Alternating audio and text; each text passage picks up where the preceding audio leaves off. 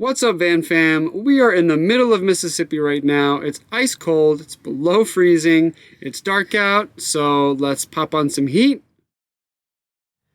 Change into our PJs. Just kidding, I've been in my PJs all day. And heat up some vegan chicken nuggies.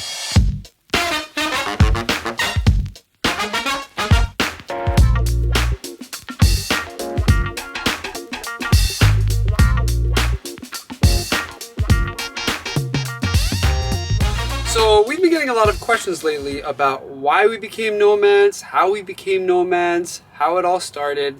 So in this video, we figured we'd address those questions. And by the way, if you're wondering where those chicken nuggies went, I ate them already before Paul had a chance to turn on the camera. So let's think about where it all started, right?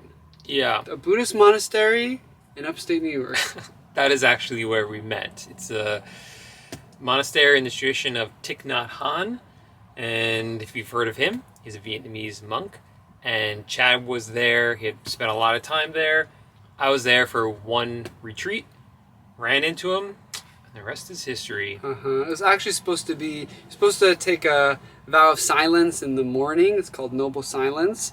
And I broke it to talk to this cutie. Yeah. So that's how it all started. And at the time, I was in law school. Chad was just about to enter school to be a speech pathologist. Mm-hmm. And so we were both on track to be working professionals. Yeah, and we had great lives. So we were living in this cool apartment in Brooklyn in a great neighborhood. Paul was working as an attorney. I had my own practice as a speech therapist. And somehow we just ended up in a van. Yeah. You know what it was is it just wasn't totally satisfying. I feel like after a while we got numb. You wake up, you go to work, you come back, you eat, you watch TV, you sleep, you do the whole thing over again, you see the same people, you do the same things, and all of a sudden you think, where have the past couple of years gone? Yeah, we were kind of getting to that point where we were looking forward and saying, is this what it's going to be like every year? And around that time, I also got into this whole community online called the FIRE movement, which stands for Financial Independence, Retire Early, FIRE. And I really was starting to get enamored by this idea of living a more frugal lifestyle to save money, mm-hmm. while also finding additional ways to make money so that you could retire early. Because I kind of saw that as really our only way to get freedom. I didn't think there was a way to get out of the rat race early. I thought right now, I thought maybe we could just get out a couple of years earlier to retirement. So we started to work on developing some online businesses in e-commerce, and they started to do well, and we started to think, wait a second, we don't have to keep doing what we're doing. We can kind of choose exactly the kind of life we want to lead. Yeah, and if you're considering this sort of lifestyle or any alternative lifestyle, living on a boat, living in a van, living in a tiny house, one really important exercise is to look at how much it would really cost you to do that every single month. Because if you want a lifestyle like that, you'd be surprised how little it would cost you every single month compared to living in an apartment in New York City with New York City taxes and cost of living. Ain't that the truth? But since we moved into the van, we kind of just had to make the jump, just go for it. And it's felt so freeing, to live this nomadic lifestyle over the past year. When we were in an apartment, you have the same routines, you do the same thing. And here, literally, every moment of every day, we can be wherever we want. We wake up and ask each other, where do you want to go today? It's amazing. It feels so freeing. Yeah. One of the challenges is picking what to do. Sometimes too many choices is a bad thing. Yeah. And sometimes we have decision fatigue, and I'll be like, what do you want to do? And Chad's like, oh, you decide. And I'll be like, no, you decide. And then end up doing nothing. But it's kind of a good problem to have, right? Yeah. Because before this, we would always look forward to the next vacation. Planning the next vacation, where would we go next? And then we'd always try to get there as quickly as possible without feeling tired. Right. And then leave at as late as you can so you can spend as much time there. But now we feel like we have such freedom. We could just breathe like into where we're going without feeling rushed about it. It's really cool, right? Absolutely. And now I feel like we're really collecting experiences and memories. I feel like before it was really easy for both of us, to spend the last couple hours at night trying to find cool gadgets to buy or accumulate, cool, fun things that could divert your attention away from your job. And here, this is it. This is all we have. So, we're really more so collecting experiences with each other and out in the country, which is great. Yeah, we still buy stuff. Like those one wheels. We just bought some one wheels. But those are an avenue to accumulate more experiences, right? To get you on the road. That's and the see idea. different Yeah, things. that's the idea. Yeah. And we also are cherishing more, spending time with people we love and other people. When we see other van lifers, we get excited and want to talk to them and get to know them. We instantly have something in common, which is really nice. It's very refreshing. Yeah. One thing that I always heard from a lot of my friends as I moved, into a van were that, they asked, are you sure you're not running away from something or running away from society or from life? And in actuality, I feel like we're running towards life. We're speeding at 65 miles an hour towards life, because when you have the freedom to think about how you want to live your life, you can start to live it more intentionally. And I've at least found for myself, I'm a lot more introspective now, and I have the time and the space to think about, what I really value, how I want to live, and what I want to do with this one wild and crazy life that we have. So it's been nice to have the time to live life more intentionally. Yeah, absolutely. Like when we were living in an apartment, I found that I spent a lot of time looking back on watching TV, on my phone, watching different videos like YouTube, whatever.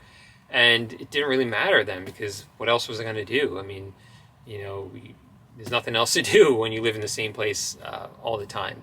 And now I don't watch as much anymore. I'm really more aware of it because every moment I spend watching TV or on my phone watching whatever is a moment less that I could be out there exploring this brand new place that I'm in, or hopping on my one wheel and scooting around this new town that we've just rolled into.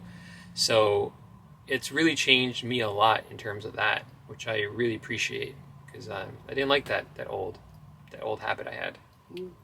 So what would you say are some of the most challenging aspects of living a nomadic lifestyle? So we talked about how having doing the same thing every day kind of got repetitive and boring, but I also tend to like routine. True. That's very true. So finding routine in the chaos that is our life. That is also this guy. Yes. Has been a challenge, but not impossible. And it's definitely worked. And it's also helped me loosen up and not be so attached to those routines, which is really nice, or be more adaptable. So like I used to always work out every single morning because I could just go to the gym every morning on my way to work. Now I work out whatever time of the day I can. Sometimes, some days I don't work out at all, and that's okay. Yeah. Find other ways to get some movement in. Yeah. And I can use that as an excuse to never work out until Paul forces me to do it. So so that's been a big challenge for me. What about you? I think it's a challenge, but it's been a great thing too to navigate our relationship living this lifestyle, because things really changed a lot. I mean, we went from hardly seeing each other all day, like while we were working, to now we're literally within arm's distance of each other every single moment of every single day, which is great for me because I'm a little more like lovey-dovey, but you need a little more space. So having to navigate all of these things that come up in our relationship, especially when you can't just slam a door and leave, or go into another room and let things fester over time. We have no choice but to work things out in real time, which has been great. I feel like we've really grown more intimate and even more connected, if that's possible, living here together. Yeah, I mean, I can hop on my one wheel and drive away. Yeah, but I can hop on my one wheel and chase you. And it's too cold to go outside. Yeah, so. That's true. But yeah, I agree. I think it's really is helping us reconnect. It's still a process, and rediscover that kind of honeymoon kind of feeling we had when we first started dating. So we get a lot of comments in our videos from people that want to be nomads and ask us, how did you get there? Do you have any advice, for anyone watching that wants to jump out of the life, the routines they have now and become more nomadic or hit the road? What do you think? So the first thing I would say is just to talk to as many people as you can, and not just online, but in person as well. Join some, meetups, follow some Instagram accounts, and a lot of them have meetups as they go around the country. And even though you're not like part of that community because you're not a nomad yet, still go to them. We were thinking about van life for a while, very much on the fence, and then just by happenstance, like destiny, we ran into this awesome couple in the town that we were living in. They were living out of their van, traveling around the country, and they were such an awesome couple, and they talked to us for as long as we wanted. They answered all our questions about living in a van, and that really, I think, pushed us over the edge. That moment. I think it takes a combination of careful planning and also just crazy spontaneity, because you have to plan. Like, we had to make sure, like, could we sustain this financially, emotionally and everything, make it work. So we had to do some planning there, but ultimately we made the decision in just a second to go for it. So it's kind of those two forces pushing you towards it. You'll never know unless you go for it. Yeah. You always think, what if we had done that? How would our life be different? The only way you'll know that is if you go for it. So we met this other couple they're an older couple. So when they retired, they got a van and they decided to go for it and live full time in it. A few months in, they decided it wasn't for them. Yeah. They moved back into a house, but they tried it, and they said they didn't regret it in trying it. I think that about does it. So this is a little different video than the ones that we normally do, but we figured we kind of just sit down, eat some chicken nuggies, and have a little chat.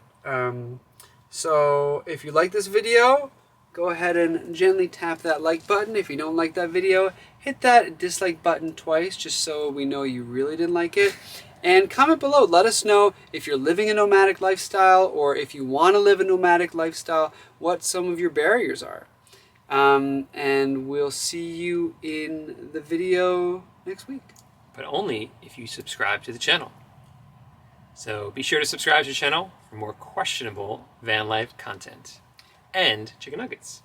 Speaking of which, vegan chicken nuggets. Time for some more vegan chicken nuggies. And maybe a vegan chicken nugget dance.